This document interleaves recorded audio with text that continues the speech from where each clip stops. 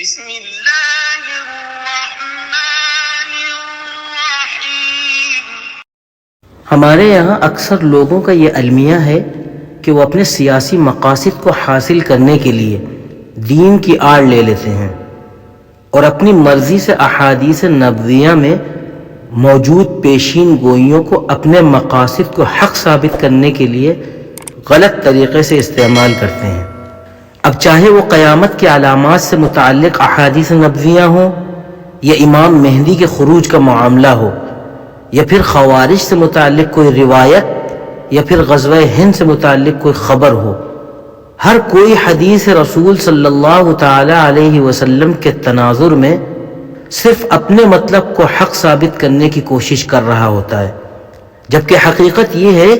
کہ ان احادیث نبویہ کے ذریعے دی گئی پیشین گوئیوں کے صحیح وقت اور اس سے متعلق شخصیات کا تعین کرنا کوئی آسان کام نہیں ہے۔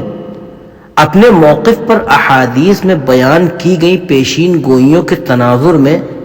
کوئی حتمی رائے پیش کرنا عقل مندی یا دین کی کوئی خدمت نہیں بلکہ سراسر گمراہی ہے۔ اس سے اجتناب کرنا ضروری ہے، ورنہ فتنوں پر فتنے نمودار ہوتے رہیں گے اور نوبت خونریزی تک جا پہنچے گی۔ غزوہ ہند سے متعلق روایات کو غور سے پڑھنے سے معلوم ہوتا ہے کہ یہ غزوہ دجال کے خروج اور حضرت عیسیٰ علیہ السلام کے نزول کے زمانے کے دوران یا اس زمانے کے انتہائی نزدیک پیش آئے گا، جیسا کہ مسند اسحاق کی ایک روایت میں ہے کہ حضرت ابو ہریرہ رضی اللہ تعالی عنہ سے روایت ہے کہ رسول اللہ صلی اللہ تعالی علیہ وسلم نے ایک دن ہندوستان کا ذکر فرمایا اور بتایا کہ ایک لشکر ہندوستان میں جہاد کرے گا اور اللہ انہیں فتح عطا فرمائے گا، یہاں تک کہ سندھ کے بادشاہوں کو وہ زنجیروں میں جکڑ کر لائیں گے، اللہ ان کے گناہوں کو معاف فرما دے گا، پھر وہ پلٹیں گے تو شام میں حضرت عیسیٰ علیہ السلام کو پائیں گے۔ بظاہر ایسا لگتا ہے کہ اس زمانے میں پاکستان، ہندوستان اور افغانستان کا پورا علاقہ ایک مملکت ہند ہوگا، نہ کہ آج کل کی طرح جیسے ہندوستان کو ایک الگ ریاست کے طور پر ہند کہا جاتا ہے، جبکہ روایت سے ایسا محسوس ہوتا ہے کہ غزوہ ہند قرب قیامت آخری زمانے میں ہوگا، جب حضرت عیسیٰ علیہ السلام یا تو اس دنیا میں تشریف لا چکے ہوں گے یا تشریف لانے والے ہوں گے۔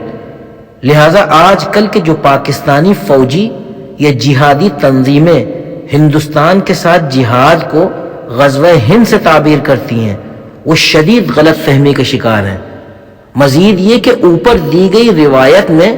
سندھ کے بادشاہوں کو زنجیر میں جکڑ کر لانے کا ذکر کیا گیا ہے، اور یہ عقل و فہم سے عاری تنظیمیں اور پاکستانی فوجی یہ نہیں سمجھتے کہ سندھ پاکستان کا علاقہ ہے نہ کہ ہندوستان کا۔ اس کا مطلب یہ ہے کہ آنے والے کسی زمانے میں یہ پورا ہند سندھ کے علاقے میں ہی شمار ہوگا، اور اہل عرب اور حجاز اس علاقے کو فتح کر کے یہاں کے بادشاہوں کو زنجیروں میں جکڑ کر اپنے ساتھ لے جائیں گے۔ لہذا ہم کو حدیث میں آئی باتوں کو توڑ مروڑ کر پیش کرنے سے گریز کرنا چاہیے۔ اللہ تعالی ہم کو صحیح سمجھ کی توفیق عطا فرمائے، آمین۔ اس طرح کی مزید اسلامی معلوماتی ویڈیوز کے لیے آپ ہمارے چینل اسلامیات قطر کو سبسکرائب کر لیں اور بیل آئیکن کو دبا دیں تاکہ ویڈیو اپلوڈ ہوتے ہی آپ کو نوٹیفیکیشن مل جائے۔ جزاکم اللہ خیرا۔